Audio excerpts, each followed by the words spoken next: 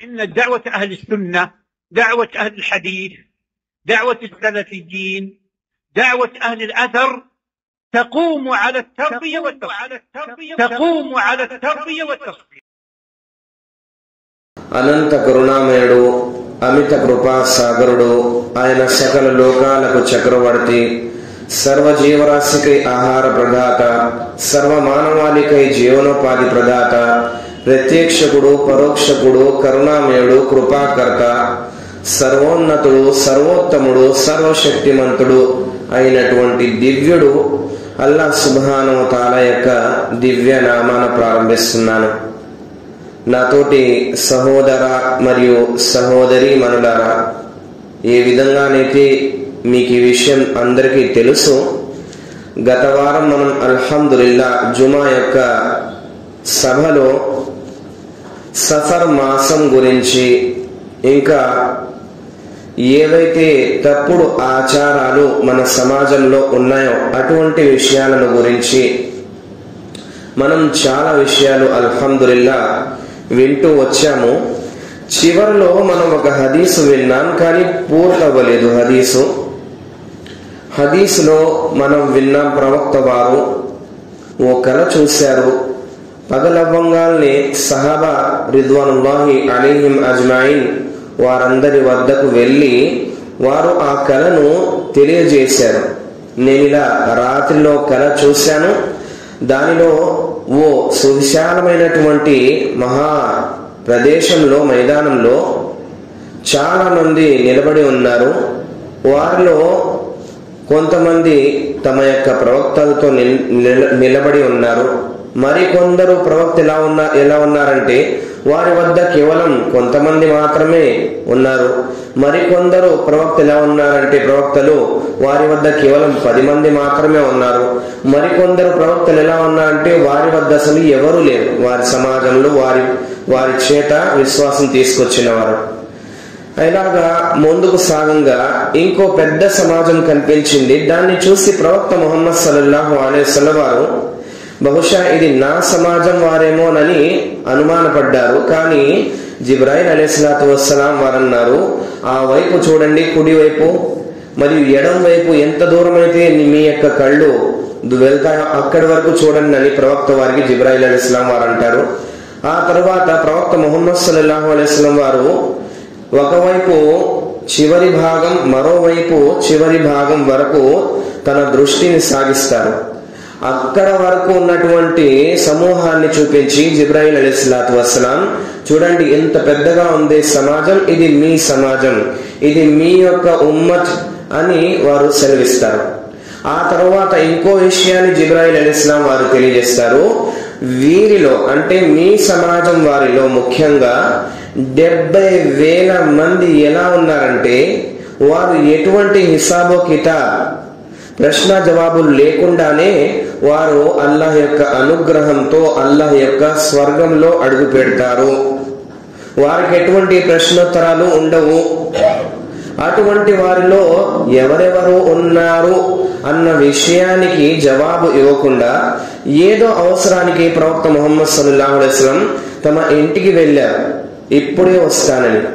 అంతలో చాలా మంది బహుశా ఇది పుట్టిన దగ్గర నుంచి ఇస్లాంపై ఉన్నవారేమో, కొంతమంది సహాబాలు బహుశా ప్రవక్త ముహమ్మద్ సల్లల్లాహు అలైహి వసల్లం వారి ముందు నుంచి సహవాసం, స్నేహం పొందిన వారేమో, బహుశా ఇదేమో అదేమోనని అంచనాలు వేయసాగారు.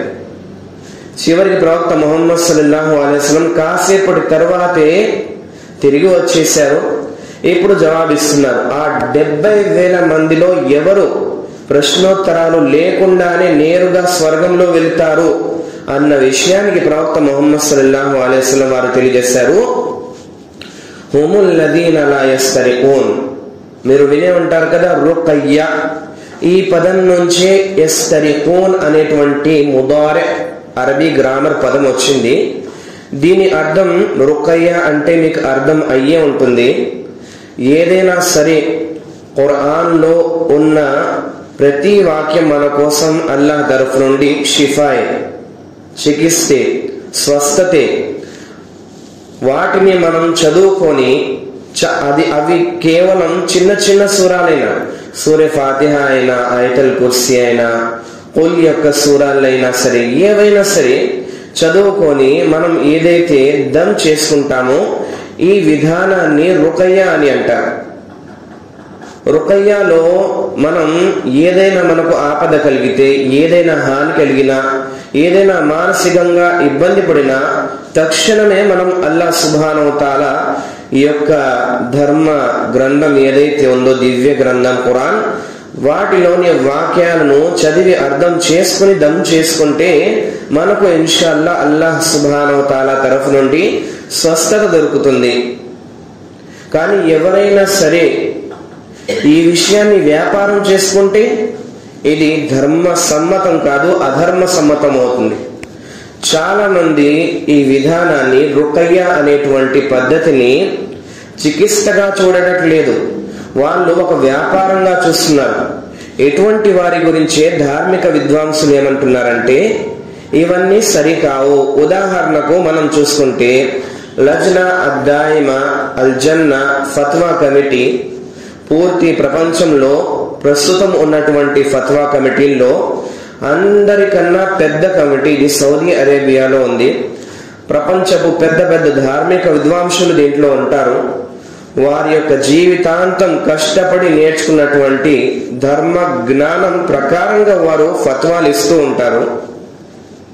అయితే వారు తెలియజేశారు, అక్కడ ఒక ఫత్వా బయటకు వచ్చింది. ఇటువంటి వారి కోసం ఎవరైతే రుకయ్య పేరున వ్యాపారం సెంటర్లు తయారు చేసుకుంటారో, ఒక వ్యాపారంగా వారు వారి యొక్క అదే పనితో వారు జీవితం సాగనంపుతారో అటువంటి వారి గురించి తెలియజేస్తున్నారు. లా నఅలము అన్న అహదం మినస్ సలఫ్ ఇఫ్తతహ మరాకిజ్ రుకయ్య వ ఇన్నమా హాదా మిన్ ఉమూరిల్ ముహదసాత్. మేము ప్రవక్త వారి దగ్గర నుంచైనా, వారి సహాబాల దగ్గర నుంచైనా, ఆ తర్వాత వచ్చినటువంటి ప్రవక్తల యొక్క సహాబాల యొక్క శిష్యులైనా, తాబేయిన్లు, వారి శిష్యులైనటువంటి అత్బాउ తాబేయిన్, ఇటువంటి వారిలో ఎవరిలో కూడా మేము ఇటువంటి విషయాన్నైతే గమనించలేదు. వారెవరైనా ఇలాంటి రుకయ్య సెంటర్ తెరిచారు అన్న విషయాన్ని నేను ఎప్పుడూ చూడలేదు. ఇట్లా షరియత్లో వాళ్ళు చేసినట్లుగా మరి వాళ్ళు చేయని విషయం మనకెట్లా సాధ్యమవుతుంది? దీని గురించి మనం షేక్ సాలెహ్ అల్ ఫౌజాన్ హఫిదహుల్లా వారి నోటన వింటే, వారు తమ పుస్తకం అల్ ముంతకా మిన్ ఫతావా అల్ ఫౌజాన్ లో తెలియజేస్తున్నారు, లా యజూజు ఫత్హు మరాకిజిర్ రుకయ్య కఅన్నహా ముస్తష్ఫయాత్. ఏ విధంగానైతే చికిత్స చేయడానికి వైద్యులు హాస్పిటల్ నిర్మిస్తారో అలాగా ఏ ఒక విశ్వాసికి ఇది ధర్మ సమ్మతం కాదు. అతను రుకయ్య జ్ఞానం ఉన్నా లేకున్నా ఏ విధంగానైనా సరే రుకయ్య సెంటర్ తయారు చేస్తున్నాడు, దీనికి ఎటువంటి ధర్మంలో అనుమతి ఇవ్వబడలేదు.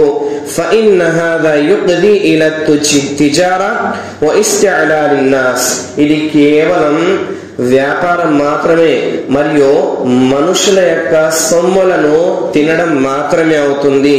వర్-రుకయ్యతు తఫఅలు లిల్ ముహబ్బ వన్ నసీహా లా లిజమ్ఇల్ అమ్వాల్. మనం చేసే రుకయ్య ఏదైతే ఉందో అది మన యొక్క ప్రేమతో అవ్వాలి కానీ, మన యొక్క మంచితనంతో అవ్వాలి కానీ, ఇతరులకు ధనం తీసుకోవడం అనేటువంటి సంకల్పంతో మాత్రం అవ్వకూడదు.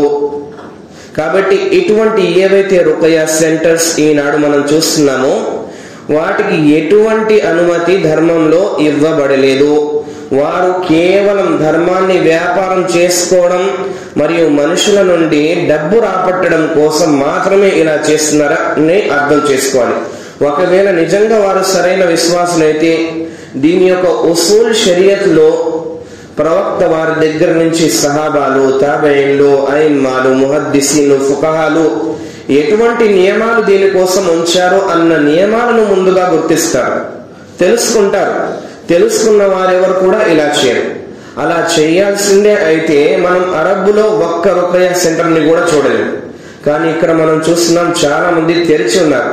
వారు అజ్ఞానులు, కేవలం ఖురాన్ యొక్క కొన్ని వాక్యాలు నేర్చుకున్నారు, దమ్ చేస్తున్నారు. వారి యొక్క నియత్ సంకల్పం ఎంత మంచిగా ఉన్నా సరే గుర్తుంచుకోండి, ధర్మంలో ఏది అయితే సాధ్యమై ఉందో అదే మనం చేయాలి. ధర్మంలో సాధ్యమవ్వని విషయం ఎంతగా మనం ఇష్టపడినా, దాని లాభాలు ఎంతగా ఉన్నా, దానిపై ఆచరించే వాళ్ళు ఎంతగా ఉన్నా సరే అటువంటి విషయాల జోలికి కూడా మనం వెళ్ళకూడదు. ఇవన్నీ మనం విశ్వాసాన్ని కాపాడుకునే విషయాలు కాబట్టి గమనించాలి. షేక్ సాలెహ్ అల్ హుసైమిన్ రహిమహుల్లా వారు అంటున్నారు, ఇతరుల వద్దకు వెళ్ళి ఏదైతే మనం ఉర్దూలో పదం వింటూ ఉంటాం ఝాడ్ ఫూక్ కర్నా, మంత్రగాళ్ల వద్దకు వెళ్ళి ఝాడ్ ఫూక్ చేసుకుంటారు. అతను ఒక చీపిరి కట్ట తీసుకొని శైతాన్ యొక్క మంత్రాలన్నీ చదువుతూ ఆ యొక్క వ్యాధిన పడినటువంటి వ్యక్తి, ఎవరైతే రుకయా చేయించుకోవడానికి కోసం వచ్చినటువంటి వ్యక్తి ఉన్నాడో అతనికి చీపురు కడుతూ కొడుతూ బయటికి వెళ్ళిపో దయ్యమా అంటూ ఏవేవో శైతాన్ యొక్క కలిమాట్లు చదువుతూ ఉంటారు. అవన్నీ అధర్మ సమ్మతం. అటువంటి విషయాల నుండి ముఖ్యంగా దూరంగా ఉండాలి. అటువంటి వారి యొక్క పర్యవసానం మీరు వినే ఉన్నారు. అటువంటి వారు ప్రవక్త వారి యొక్క ఏదైతే ధర్మశాస్త్రం ఉందో అల్లాహ్ ఆయనకి అప్పగించినది బాధ్యతగా దాన్ని వారు తిరస్కరించిన వారవుతారు. ఇలాగ ఎవరైనా జ్యోతిష్కుల వద్దకు వెళ్ళి మంత్రగాళ్లకు వద్దకు వెళ్ళి వారు కేవలం ఒక్క మాటనైనా సరే వారు చెప్పింది నిజమని భావించిన, దానిపై ఆచరణ ఉన్నా లేకున్నా భావిస్తే చాలు, వారి యొక్క 40 దినాల నమాజులు ఆరాధనలు అన్ని తిరస్కరించబడతాయి. ఎందుకంటే వారందరూ శైతాను పూజారు. అటువంటి వారి నుంచి మనం చాలా దూరంగా ఉండాలి. దీని తర్వాత ప్రవక్త వారు తెలియజేశారు, వలా యక్తూన్, 70,000 మందిలో ఎవరు స్వర్గానికి వెళ్తారంటే ఎవరైతే కై నుండి యక్తూన్ అనేటువంటి పదం వచ్చింది ముదారిలో, అరబీ గ్రామంలో. అంటే వాత. ఉదాహరణకు మనం చూస్తూనే ఉంటాం, చికిత్స కొరకు ఇక్కడ కొంతమంది ఇంకా వాత వేస్తూ ఉంటారు. ఉదాహరణకు పస్కర్ణ రోగానికి వాత వేస్తూ ఉంటారు, చేతి పైన వేరే ఏదైనా ప్రదేశం పైన.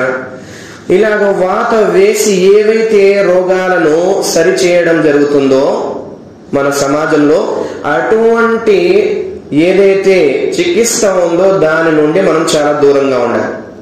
ఇవన్నీ ద్వారా కూడా అల్లా స్వస్థత ఇవ్వగలడేమో అతను కోరుకుంటే, కానీ ఇవన్నీ అధర్మ సమ్మతమని చెప్పలేం. కానీ ప్రవక్త వారు ఇటువంటి విషయాన్ని అయిష్టపడేవారు. వీటితో కేవలం బాధ ఎక్కువగా కలుగుతుంది కాబట్టి ఇటువంటి విషయాల నుండి మనం దూరంగా ఉండాలి. సులువైన రకాలు చాలానే వచ్చున్నాయి, చికిత్స రకాలు. మనం వాటిని మనం ముందుగా చూసుకోవాలి. కానీ ఇటువంటి వాత వేసే విషయాల నుండి కాస్త దూరంగా ఉండాలి. ఎందుకంటే ఈ వాత కొన్ని దినాల వరకు కాదు, జీవితాంతం ఉంటుంది.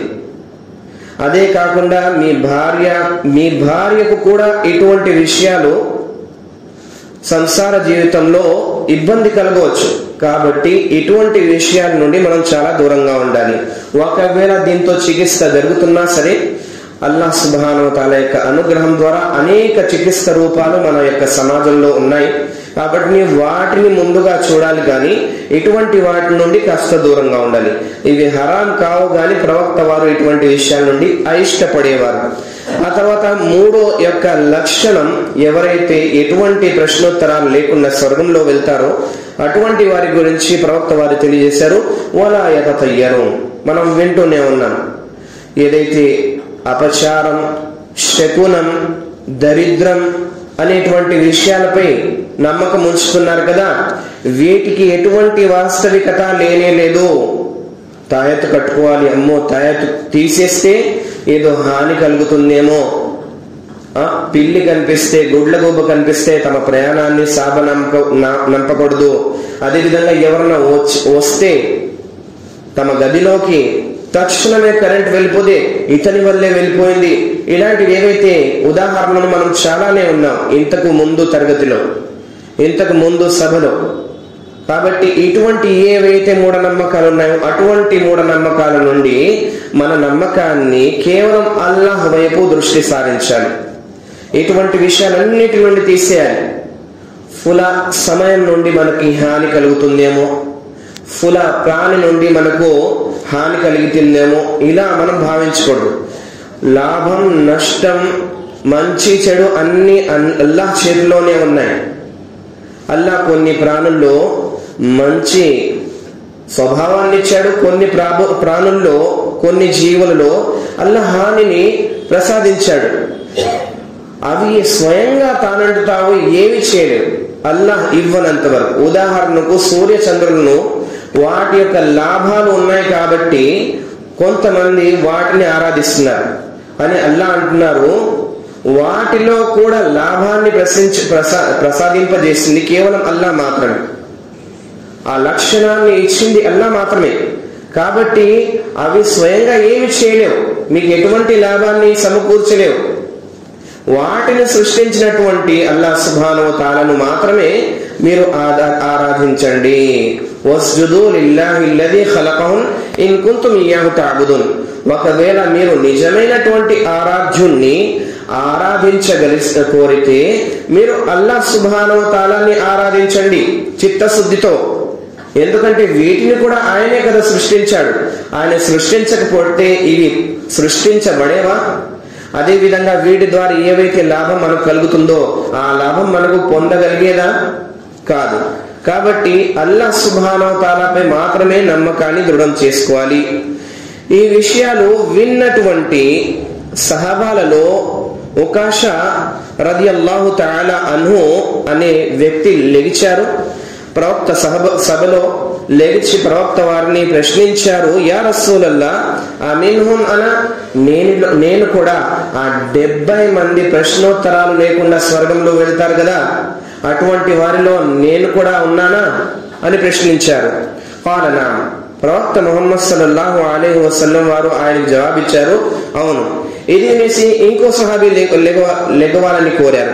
సుమ్మ కాల రజులున్ ఆఖర్ ఫకాల్, వారు ప్రశ్నించారు, నేను కూడా అవకాశాలాగే స్వర్గంలోకి 70,000 మందిలో నుంచి ఎటువంటి ప్రశ్నోత్తరాలు లేకుండా వెళ్ళగలనా? అయితే ప్రవక్త వారు తెలియజేశారు, సబకత్ బిహా అవకాశ, కూర్చోండి, మీకన్నా ముందు అవకాశాలు ఇచ్చారు, ఆయన ప్రశ్నించారు, ఆయనకు జవాబు ఇవ్వడం జరిగింది, మీరు కూర్చోండి.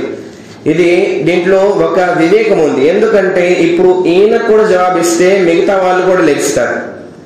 ఎలాగైనా సరే అల్లాహ్ సుబ్హానహు వ తఆలా యొక్క సహాబాలు ఇన్షా అల్లాహ్ తప్పనిసరిగా ఎటువంటి ఇబ్బంది లేకుండా స్వర్గంలో ప్రవేశిస్తారు. వారికి ఎటువంటి ఇబ్బంది లేదు. ఎందుకంటే వారి ప్రవక్త వారిని చూడడం, ప్రవక్త వారితో కలిసి తిరగడం, వారిని తాకడం, వారితో మాట్లాడడం, వారికి సహాయం చేయడం, ఇవన్నీ విషయాలు వాళ్ళకి చాలు, వారు ఎటువంటి ఇబ్బంది లేకుండా స్వర్గంలో పోవడానికి.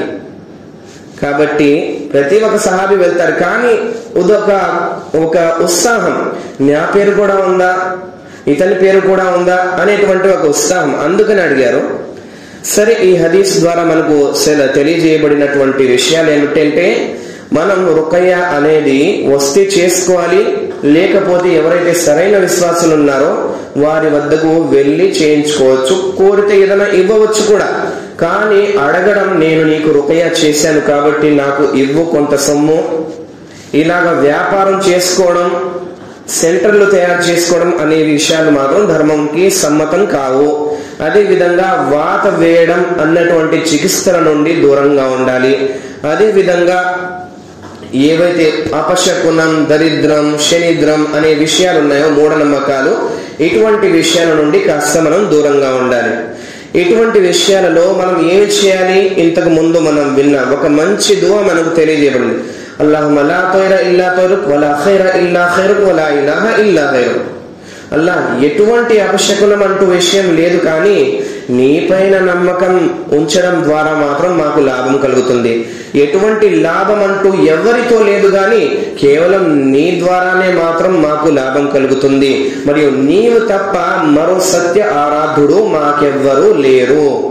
ఈ దువా నేర్చుకొని పఠిస్తూ ఉంటే ఇటువంటి అనుమానాల సమయంలో అల్హమ్దులిల్లా మనం ఎటువంటి విషయాల నుండి కాస్త దూరం అవ్వగలం.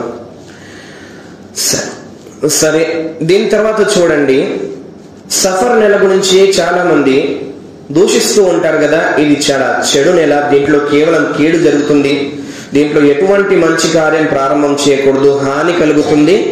అటువంటి వారికి జవాబు, సయ్యిదనా అబీ హురైరా రదియల్లాహు తఆలా అన్హు వారు సెలవిస్తున్నారు, ప్రవక్త ముహమ్మద్ సల్లల్లాహు అలైహి వసల్లం వారు తెలియజేశారు, قال الله عز وجل. ఈ హదీసే కుదుసి. ఈ ప్రవక్త వారు ఏవైతే పదాలు ఇప్పుడు పలుకుతున్నారో ఇవన్నీ నిజానికి అల్లాహ్ యొక్క పలుకులు. అల్లాహ్ సుబ్హానహు వ తఆలా తెలియజేస్తున్నారు, యు'దీని ఇబ్న్ ఆదం, ఆదం యొక్క సంతానం అంటే మానవాళి నన్ను ఇబ్బంది పెడుతున్నాడు, బాధ పెడుతున్నాడు, హాని కలిగిస్తున్నాడు. యసుబుద్ద, ఏ విధంగా? అతను కాలాన్ని దూషిస్తున్నాడు. వఅనద్ద, నిజానికి నేనే కాలాన్ని. ఉకల్లిబుల్ లైల వన్నహార్, నేనే పగలిని మరల్చేవాణ్ణి మరియు రాత్రిని మరల్చేవాణ్ణి. పగల్ని రాత్రిలో మరల్చేవాడు, రాత్రిని పగల్లో మరల్చేవాడు అల్లాహ్ సుబ్హానహు వ తఆలా మాత్రమే. కాల సృష్టికర్త కూడా అల్లాహ్ సుబ్హానహు వ తఆలా మాత్రమే. కాబట్టి ఒకవేళ మనం దూషిస్తే అది అల్లాహ్కు వెళ్తుంది. ఉదాహరణకు చాలా మంది కాస్తంత వాతావరణం మారినా, కాస్త వర్షం ఎక్కువగా పడినా సరే, లేదా కాస్త ఎక్కువగా ఎండ అయినా సరే, ఏంటి పాడు ఎండ, ఏంటి పాడు వర్షం, పని చేసుకోకుండా అయిపోయింది, పనికి వెళ్లకుండా అయిపోయింది, ఎలా సంపాదించాలి, ఇలాగ మనం దూషిస్తాం కదా. ఇది నిజానికి కాలాన్ని కాదు, వర్షాన్ని కాదు, మనం నిజానికి దాన్ని మనకు ప్రసాదించినటువంటి అల్లాహ్ సుబ్హానహు వ తఆలాను దూషిస్తున్నాం, అతని గురించి దుర్భాషలాడుతున్నాం. కాబట్టి చాలా జాగ్రత్తగా ఉండాలి. అదేమి ప్రాణి కాదు మనలాగా చూడడానికి, నడవడానికి. అది అల్లాహ్ సుబ్హానహు వ తఆలా సృష్టించినటువంటి ఒక కాలం మాత్రమే. అది సొంతంగా ఏది చేయలేదు. అల్లాహ్ నిర్మించినటువంటి తక్దీర్ ప్రకారంగానే దాన్ని అల్లాహ్ సుబ్హానహు వ తఆలా నడుపుతాడు. కాబట్టి అల్లాహ్ యొక్క నిర్ణయాన్ని మనం స్వీకరించాలి. దానిలో ఒకవేళ మీకు హాని కలిగితే ఈ హాని అల్లాహ్ ద్వారే కలిగింది. దీన్ని మన నుండి దూరం చేసేవాడు కేవలం అల్లాహ్ సుబ్హానహు వ తఆలా మాత్రమే. ఇలాగ విశ్వసించాలి, అల్లాహ్తో వేడుకోవాలి. ఎవరైతే అల్లాహ్ సుబ్హానహు వ తఆలా పై ఇటువంటి అభాండాలు వేస్తారో నిజానికి వారు కుఫర్ మార్గంలో పయనిస్తున్నారు. వారు స్వయంగా తమ యొక్క కుఫర్ను ఆహ్వానిస్తున్నారు. కాబట్టి చాలా జాగ్రత్తగా ఉండాలి. కాస్తంత చలి ఎక్కువైనా, ఏంటి పాడు చలి, ఇలా హర్గిజ్ ఎన్నప్పటికీ ఇట్లాంటి విషయాలు మనం మాట్లాడకూడదు. అవేం చేయగలవు, అల్లాహ్ ఇచ్చాడు కాబట్టి వచ్చాయి. కాబట్టి మనం వాటిని దూషించడం అన్నది నిజానికి అల్లాహ్ను దూషించడం అవుతుంది. ఇటువంటి విషయాల్లో మనం నోటిని కాస్త మనం అదుపులో ఉంచుకోవాలి. ఇమాం నవవి రహిమహుల్లా వారు అంటున్నారు, నిజానికి ఇది జమానయే జాహిలియత్ లో, అంధకారపు కాలంలో ప్రవక్త వారు రాక మునుపు అరబ్ ప్రదేశంలో ఉండే అవిశ్వాసులు ఎవరైతే ఉన్నారో వారి యొక్క లక్షణం ఇది. వారు ఏదైనా కాస్త ఇబ్బంది కలిగినా ఇది పాడు సమయం, ఈ సమయంలో రాకుండా ఉండాల్సింది నేను, ఈ సమయం నన్ను నాశనం చేసింది, ఇలాంటి మాటలు వాళ్ళు బద్దువాగా మాట్లాడుతూ ఉంటారు. మనం అటువంటి వారి యొక్క అలవాట్లపై నడవకూడదు, గుర్తించుకోండి. షేక్ మొహమ్మద్ బిన్ సాలిహ్ అల్ ఫౌజాన్ హఫీదహుల్లా వారు తెలియజేస్తున్నారు షర్హ్ అకీదా తహావియాలో, ఇలాంటి సమయంలో మేము అల్లాహ్పై విశ్వాసాన్ని సరిచేసుకోవాలి. ఖద్దరల్లాహు మా షా వ ఫఅల్ అనేటువంటి పదాన్ని వాడాలి. అంటే అల్లాహ్ సుబ్హానహు వ తఆలా మా కోసం ఏదైతే నిర్ణయించుకున్నాడో అదే జరిగింది, కేవలం అది మాత్రమే జరిగింది, అతను కోరిన విధంగానే జరిగింది అన్న విషయంగా మనం ఇటువంటి విశ్వాసాన్ని తీసుకురావాలి. కానీ తప్పుడు మాటలైతే మనం మాట్లాడకూడదు. ఒకవేళ వ్యక్తి ఎవరైనా సరే, షేక్ సాలిహ్ అల్ ఉసైమిన్ రహిమహుల్లా వారు అల్ కౌల్ అల్ ముఫీద్ లో తెలియజేస్తున్నారు, ఒక వ్యక్తి ఎవరైనా ఈ సమయం ద్వారా నాకు కాస్త బాధ కలిగింది, ఈ సమయంలో కాస్త నేను ఇబ్బంది పడ్డాను అన్నాడు అనుకోండి, దీంతో ఎటువంటి తప్పు లేదు. కానీ దూషిస్తుంటే ఇది చాలా తప్పు సమయం, ఈ సమయం పాడు, ఇది అది అని ఇది హరాం అవుతుంది.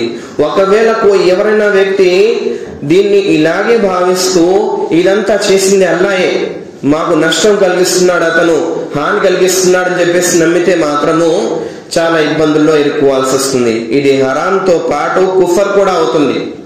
ఎప్పుడు కూడా మనం మన స్వయంగా అల్లాహ్ వైపు చెడు విషయాన్ని సూచించకూడదు. ఒకవేళ నష్టం ఇది అల్లాహ్ వైపు నుండైనా సరే అల్లాహ్తో మనం మంచి మాత్రమే కోరుకోవాలి, చెడుగా భావించాలి అల్లాహ్ సుబ్హానహు వ తఆలా పట్ల. కాబట్టి ఈ విషయాన్ని గమనించాలి. అల్లాహ్ సుబ్హానహు వ తఆలా ఇటువంటి విషయాల ద్వారా మనల్ని పరీక్షిస్తున్నాడు. ఇలా మనం చూసుకుంటే చాలా విషయాలు ఉన్నాయండి. సమయం కాస్త తక్కువ ఉంది కాబట్టి మనం ఇంతటితో మన విషయాన్ని నిలిపివేద్దాము. కానీ ఈ విషయాన్ని మీరు గుర్తించుకోండి, లాభం నష్టం మంచి చెడు ప్రతిదీ కేవలం అల్లాహ్ సుబ్హానహు వ తఆలా యొక్క చేతిలో మాత్రమే ఉంది. ఎవ్వరి చేతిలో కూడా ఇటువంటి విషయాల యొక్క సామర్థ్యం లేనే లేదు.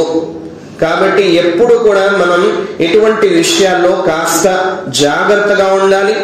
మన విశ్వాసాన్ని భద్రపరుచుకుంటూ జాగ్రత్తగా మనం ఉండాలి. ఎటువంటి దానికి హాని కలగకుండా ఉండాలని ప్రయత్నిస్తూ ఉండాలి. దీనికి కావాల్సింది ఏమిటి మరి? జ్ఞానం. జ్ఞానం ఉన్న వాళ్ళు ఎటువంటి తప్పుడు విషయాలలో వెళ్ళలేరు. జ్ఞానం లేని కారణాన మాత్రమే ఇలా జరుగుతుంది. కానీ మనం మన సమాజంలో చూస్తున్నాం, మాకైతే చాలా బాధేస్తుంది, ధర్మ జ్ఞానం నేర్చుకునే వారి సంఖ్య చాలా తక్కువైపోయింది. ఏదో లేస్తున్నారు, జీవితం సాగనంపుతున్నారు, కానీ అల్లాహ్ సుబ్హానహు వ తఆలా కోసం జీవిస్తున్నాం మరియు మరణించిన తర్వాత అతని వద్దకు వెళ్ళాలి, అతనికి జవాబు ఇవ్వాలి అనేటువంటి విషయం మాత్రం మర్చిపోతున్నారు మనుషులు. చేతిలో ఉన్నటువంటి యంత్రాల్లోనే సమయం మొత్తం పోతుంది, కానీ అల్లాహ్ సుబ్హానహు వ తఆలాకు జవాబు ఇవ్వాలి అన్న విషయాల నుండి కాస్త దూరంగా అయిపోయారు మనుషులు. ఎంతమంది ఉన్నారు 5 పూట్ల నమాజ్ చదువుతున్నారు? ఎంతమంది ఉన్నారు ధార్మిక సభలలో కూర్చొని ధర్మాన్ని నేర్చుకుంటున్నారు? చాలా తక్కువ. వచ్చినా సరే జిక్రు అస్కార్ కూడా చేసుకోకుండా ప్రార్థనలు చేసుకుని వెళ్ళిపోతారు. ఇది బిదాతీల యొక్క అలవాట్లు. నమాజ్ తర్వాత ఇలాగే దువా చేసుకుని వెళ్ళడం ఇది బిదాతీల యొక్క అలవాటు. నమాజ్ తర్వాత మనం జిక్రు అస్కార్ చేయాలంటే ముందు రావాలి కదా, నేర్చుకోవాలి. ప్రవక్త వారి యొక్క అలవాటు ప్రతి నమాజ్ తర్వాత కొన్ని చదివే ప్రార్థనలు ఉన్నాయి, అవి నేర్చుకొని వాటి యొక్క అర్థం నేర్చుకొని చదువుకొని మనసులో ఉంచుకొని వెళ్ళాలి. ఇవన్నీ లేకుండా కేవలం కొంతమంది వస్తున్నారు కానీ నమాజ్కి 10 మందిలో 2 నమాజ్ చదువుకొని నేరుగా వెళ్ళిపోతారు.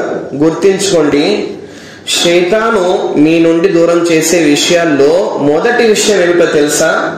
అల్లాహ్ యొక్క సంబంధం, అల్లాహ్ యొక్క జ్ఞానం మీ నుండి దూరం చేస్తుంది. ఎలాగైతే ఇమామ్ ఇబ్నుల్ ఖయ్యిమ్ అల్ జౌజియా రహిమహుల్లా వారు తెలియజేస్తున్నారు తల్బీస్ అల్ ఇబ్లీస్ లో, ఇఅలం, మీరు అందరూ శ్రద్ధగా విని గుర్తించుకోండి, అన్న అవ్వల తల్బీస్ ఇబ్లీస్ అలన్ నాస్ సద్దిహిం అనిల్ ఇల్మ్. శైతాన్ చేసేటటువంటి కార్యాలలో మనిషిపై మొదటి అది ఏదైతే వల విసురుతుందో అదేమిటంటే మనుషులను అల్లాహ్ యొక్క జ్ఞానం నుండి ఆపాలి. ఇదే మొదటి పని. లిఅన్నల్ ఇల్మ నూరున్ ఫైదా అత్ఫహా మసాబీహుం ఖబ్బత్హుం ఫిల్ ظలామి కైఫషా. ఒకవేళ అది మనల్ని అల్లాహ్ యొక్క జ్ఞానం, అల్లాహ్ యొక్క నూర్, వెలుగు నుండి, కాంతి నుండి మనల్ని దూరం చేస్తే మాత్రం అది ఏ విధంగా కావాలంటే ఆ విధంగా ఇప్పుడు మనకు అంధకారాల్లో పడవేయగలదు. కాబట్టి అది ముందుగా చేసే విషయం ఏమిటంటే మిమ్మల్ని ధర్మ జ్ఞానం నుండి దూరం చేయడం. అందరు అనుకుంటున్నారు మేము ముస్లింలమేగా, మేము అప్పుడప్పుడు నమాజ్ చదువుతున్నాం కదా, స్వర్గానికి వెళ్తాం కదా. ఎలాంటి పరిస్థితి లేదు. అల్లాహ్ సుబ్హానహు వ తఆలా సెలవిస్తున్నాడు, అఫహసిబతుం అన్ తద్ఖులల్ జన్నా. ఏంటి మీరు అనుమానంలో ఉన్నారా? మీరు ఇలాగే మేము సాయిబులం, మేము స్వర్గంలో వెళ్ళిపోతామని అనుమానంలో ఉన్నారా? ససేమిరా కాదు. అల్లాహ్ సుబ్హానహు వ తఆలా ఈ లోకంలో ఒక చిన్న విషయం దొరకదు మనకు ఉచితంగా. మరి స్వర్గం దొరుకుతుందా? ఎల్లప్పుడూ ఉండేది. దానికోసం ప్రయత్నించాలి, దానికోసం జ్ఞానం నేర్చుకోవాలి.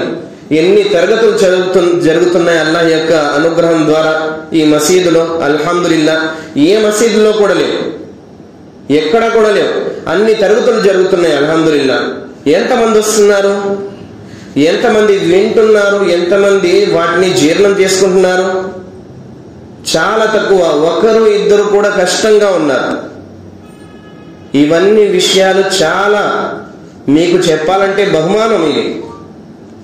ఇవన్నీ అల్లాహ్ యొక్క అనుగ్రహం ఇక్కడ జరుగుతుంది కాబట్టి మీరు సమయం తీయాలి.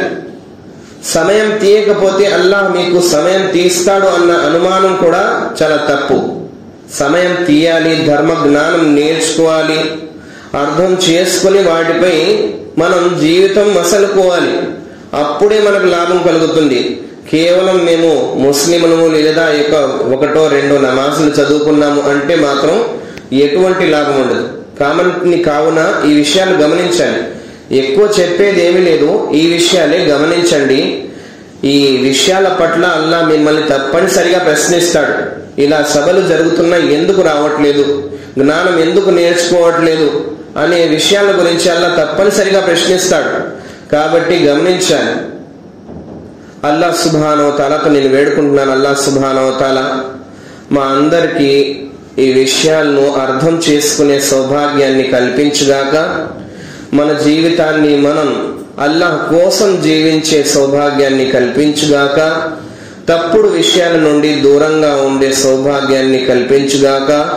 మూఢ నమ్మకాలను తీసి పడవేసి విశ్వాసాన్ని కేవలం అల్లాహ్ పైన దృఢం చేసుకునే సౌభాగ్యాన్ని కల్పించుగాక. ఆమీన్. వాఖిరు దవానా అనిల్ హమ్దులిల్లాహి రబ్బిల్ ఆలమీన్.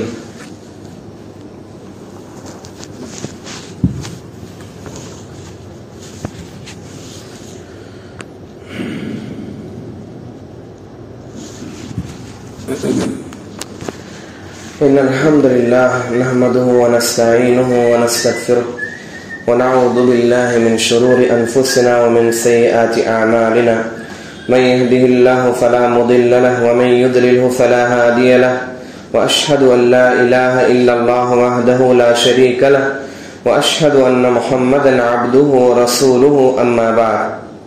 اللهم صل على محمد وعلى آل محمد كما صليت على إبراهيم وعلى آل إبراهيم إنك حميد مجيد. اللهم بارك على محمد وعلى آل محمد كما باركت على إبراهيم وعلى آل إبراهيم إنك حميد مجيد.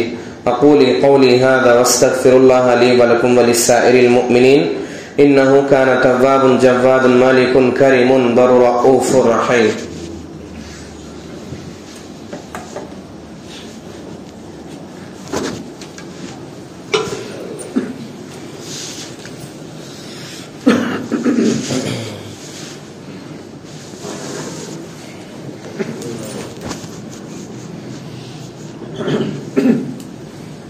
الله أكبر الله أكبر.